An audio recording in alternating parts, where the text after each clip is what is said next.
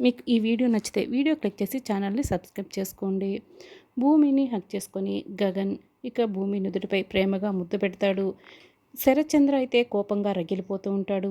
సరే భూమి వస్తానని గగన్ వెళ్తూ ఉంటాడు. నాది ఒక కోరిక మిగిలిపోయి ఉంది బావా అని భూమి చెప్తుంది. ఏంటో ఆ కోరిక అని గగన్ అడుగుతూ ఉంటాడు. ఇది పెళ్ళికి ముందే తీర్చుకోవాల్సిన కోరిక అని భూమి చెప్తుంది. ఏంటో చెప్పు భూమి అని గగన్ అడుగుతాడు. మామయ్య కృష్ణప్రసాద్ గురించి అని భూమి అయితే చాలా సంతోషపడుతూ చెప్తూ ఉంటే ఎప్పుడైతే కృష్ణప్రసాద్ పేరు వింటాడో అప్పటికే గగన్కి అయితే చాలా కోపం వస్తుంది. ఒక్కసారిగా పిడికిలు బిగిస్తాడు. కోపంగా వింటూ ఉంటాడు. అయితే గగన్ ఫీలింగ్స్ని భూమి అయితే పట్టించుకోకుండా మాట్లాడుతూ ఉంటుంది. మన పెళ్లి పత్రికలో మామయ్య పేరు వేస్తే నిండుగా ఉంటుంది.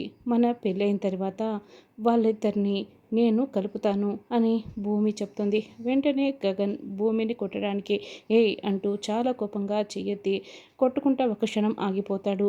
ఇక భూమి అయితే గగన్ కోపాన్ని చూసి చాలా షాక్ అవుతుంది. గగన్ వైపే చూస్తూ ఉంటుంది. ఆ అరుపులకి శరత్చంద్ర వాళ్ళందరూ పరిగెత్తుకొని గది దగ్గరికి వస్తూ ఉంటారు.